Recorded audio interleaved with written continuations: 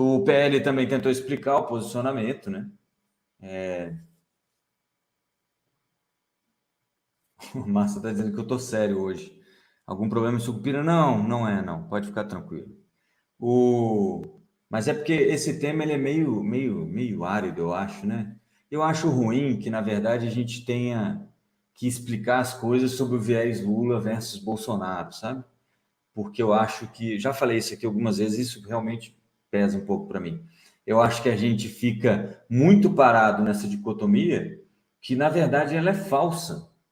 Né? Lula e Bolsonaro são, se não são farinha do mesmo saco, são farinha, né?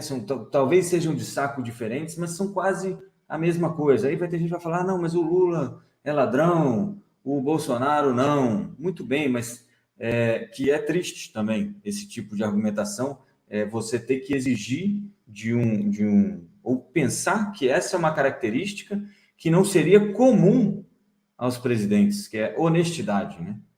E a gente não tem, nos dois casos, honestidade intelectual, né? Que é o mais grave, na minha opinião. Fala-se uma coisa e faz-se outra, fala-se uma coisa e faz-se outra, e é sempre a mesma coisa. Eu sei que vai ter um monte de gente me xingando aqui daqui a pouco, mas é sempre a mesma coisa, e isso é muito pesado, e o Brasil continua patinando graças a essas duas figuras aí, né? Os 4 anos que se passaram, é claro, Bolsonaro teve a pandemia, que atrapalhou bastante o governo dele, obviamente, e depois você tem lá os 12, 15 anos de PT de desmonte do país, praticamente. Agora estamos tentando novamente desmontar o país, né? Tudo aquilo que você avança um pouquinho, você volta depois com o PT, aí depois você pega um cara mais à direita, ele retoma tudo aquilo e você tem, sabe, é pesado esse treco. Mas o PL tentou explicar aí o posicionamento deles contra a reforma tributária. Coloca aí, meu querido Matheus. Não somos radicais, mas votação da reforma tributária foi uma espécie de estupro.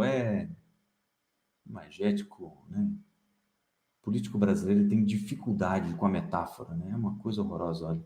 Está dizendo aqui, ó, não procede essa crítica de que o PL será um novo PSOL ou votou como o PT fazia na época do PSDB. Agora, acredito que 95% dos deputados, olha aí, 95%, né? Vocês lembram, o Tarcísio, na saída com Haddad, disse que concordava com 95% da reforma tributária. Agora, 95% é um número que virou, de novo, a quinta série B, né? Todo mundo falando dos mesmos números de novo.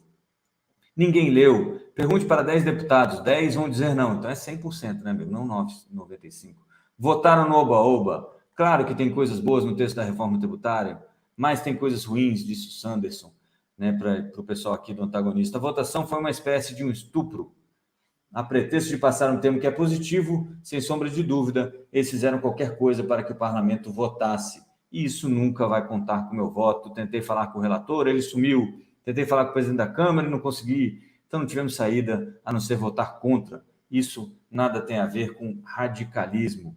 Impossível votar um texto a favor de um texto de reforma tributária complexo e bastante técnico. E era isso que a gente vinha falando na semana passada.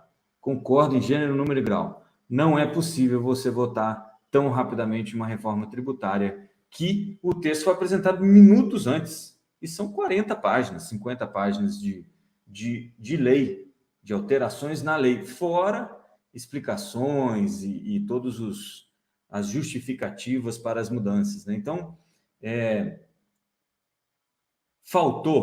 na verdade, faltou clareza para o PL se mostrar que a ideia era ficar contra o tempo para votar a reforma tributária e não contra a reforma tributária. E a mensagem que foi passada é que eles eram contra a reforma tributária e foi isso que eles quiseram dizer mesmo, e agora estão tentando voltar atrás. Tá?